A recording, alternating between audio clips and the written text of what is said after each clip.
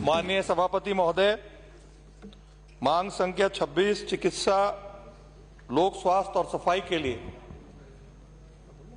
आपने मुझे बोलने का मौका दिया, उसके लिए मैं हृदय से आपका आभार व्यक्त करता हूं। मैं जिस जिले से आता हूं, अलवर, वो क्षेत्रफल की दृष्टि से बहुत बड़ा जिला है। उसके साथ साथ उसमें 11 विधानसभा क्षेत्र हैं और हमारे क्षेत्र की जनता की बहुत पुरानी मांग रही है मेडिकल कॉलेज की, जिसको लेकर के हमारी यशस्वी मुख्यमंत्री आदरणीय वसुंधरा राजे जी ने अपने बजट अभिभाषण में मेडिकल कॉलेज की घोषणा भी की थी और दिनांक 27/6/2016 के आदेश के तहत मेडिकल कॉलेज हेतु अलवर शहर में जेल परिसर के पास भूमि का आवंटन भी कर दिया गया, लेकिन किन्हीं कारणों से वो मेडिकल कॉलेज अपना अमली जामा नहीं पहन पाया और वो कहीं और चला गया। आपके माध्यम से मैं माननीय चिकित्सा मंत्री जी से आग्रह करूंगा कि अलवर जिले की, अलवर शहर की बहुत पुरानी मांग है कि वहां मेडिकल कॉलेज खुले। इस दृष्टिकोण से हमें वहां मेडिकल कॉलेज दिया जाए, क्योंकि वहां मेडिकल कॉलेज के लिए भूमि आवंटित राज्य सरकार द्वारा की जा चुकी है। इसके साथ साथ 800 करोड़ का पीपीपी मॉडल पर ईएसआई अस्पताल हेतु काफी लंबे समय से भवन तैयार बना खड़ा हुआ है और उस भवन में ईएसआई का अस्पताल चल रहा है, जबकि वो भवन मेडिकल कॉलेज के लिए बना था। आपके माध्यम से मैं माननीय मंत्री महोदय से आग्रह करूंगा कि वो केंद्र सरकार में माननीय मंत्री महोदय से बातचीत करके शीघ्र अतिशीघ्र इस ईएसआई मेडिकल कॉलेज को भी यदि शुरू करेंगे तो इसको अलवर जिला ही नहीं अपितु आसपास के जिलों को भी लाभ मिलेगा और चिकित्सा स्वास्थ्य सुविधा एक महती आवश्यकता है। उसको देखते हुए मेरी आपके माध्यम से माननीय मंत्री महोदय से, माननीय मुख्यमंत्री महोदय से मांग है कि जो मेडिकल कॉलेज राज्य सरकार की ओर से अलवर जिले को मिलना चाहिए और जो ईएसआई का मेडिकल कॉलेज केंद्र सरकार की तरफ से खुलना चाहिए, उसकी तरफ से राज्य सरकार पहल करके मेडिकल कॉलेज खुलवाने का प्रयास करे तो निश्चित रूप से अलवर जिले की जनता को और साथ ही साथ अलवर जिले के आसपास के जिले के जो हमारे आम जन हैं उनको भी फायदा मिलेगा। माननीय सभापति महोदय, आपके माध्यम से माननीय चिकित्सा मंत्री को एक आग्रह करना चाहूंगा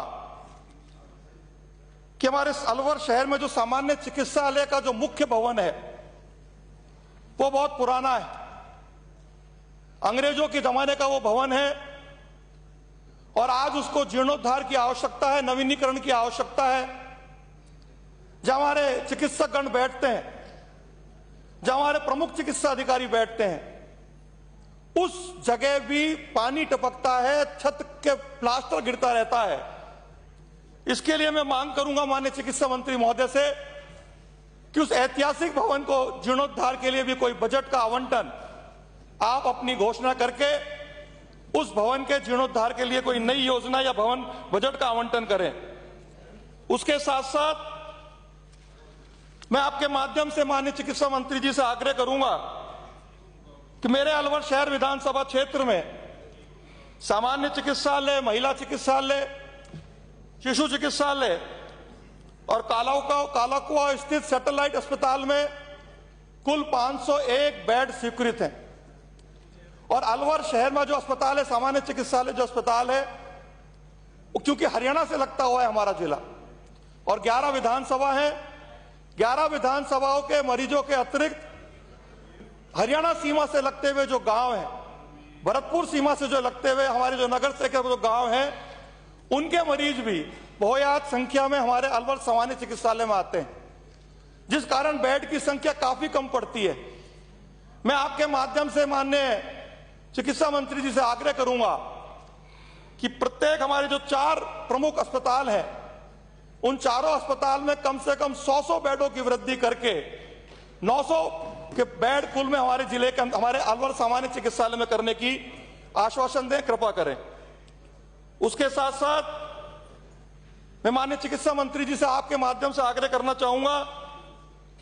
कि राजकीय सामान्य चिकित्सालय में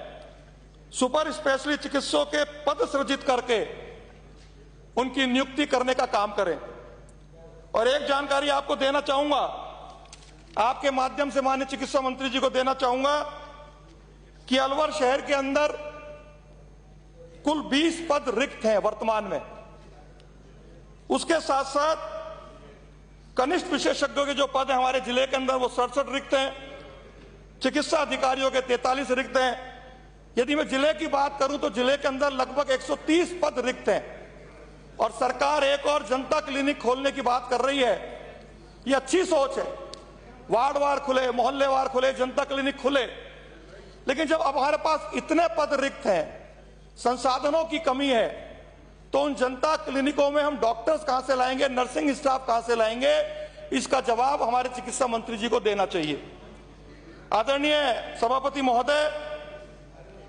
ईश्वर के बाद डॉक्टर को भगवान के रूप में पूजा जाता है। और जब डॉक्टर का निवास, जो उसका घर या नर्सिंग कर्मियों का घर है, यदि वही जर्जर अवस्था में हो, तो डॉक्टर कितना ही अच्छा रहने का प्रयास करे, कितना ही अच्छा व्यवहार करने का प्रयास करे, लेकिन कहीं ना कहीं उसके मन में यह भाव आता है कि 24 घंटा सेवा करने के बाद भी मुझे जो सुविधाएं मिलनी चाहिए उसको राज्य सरकार के द्वारा नहीं मिल रही है। सभापति महोदय, मैं आपके माध्यम से माननीय चिकित्सा मंत्री जी से मांग करूंगा कि मेरे अलवर शहर विधानसभा क्षेत्र में जो चिकित्सकों के लिए जो क्वार्टर बने हुए हैं, जो नर्सिंग कर्मचारियों के लिए जो क्वार्टर बने हुए हैं, उनके लिए भी कुछ बजट आवंटित करें और नए क्वार्टर्स बना करके हमारे चिकित्सकों को और नर्सिंग कर्मियों को एक सुविधा उपलब्ध कराएं। आदरणीय सभापति महोदय, आपके माध्यम से मैं आदरणीय चिकित्सा मंत्री जी से मांग करूंगा कि अलवर शहर स्थित चिकित्सालय नंबर 2 जो एनईबीपी में स्थित है, शहर के उस तरफ स्थित है, पटरी पार जिसको इलाका बोलते हैं हम, उस शहरी चिकित्सालय को सैटेलाइट हॉस्पिटल के रूप में क्रमोन्नत करें, तो निश्चित रूप से वहां रहने वाला जनसंख्या का बहुत बड़ा भाग उस क्षेत्र में रहता है और उनको सुविधा मिलेगी। उसके साथ साथ वैशाली नगर में प्राथमिक स्वास्थ्य केंद्र खोलने की एक महत्वपूर्ण आवश्यकता है। आपके माध्यम से मैं माननीय सभापति महोदय, आपके माध्यम से माननीय चिकित्सा मंत्री जी से आग्रह करूंगा कि प्राथमिक स्वास्थ्य केंद्र वैशाली नगर में खोल करके आम जन को राहत प्रदान करें। आपने मुझे बोलने का मौका दिया, उसके लिए बहुत बहुत धन्यवाद। नमस्कार। श्री मुरारीलाल जी मीणा।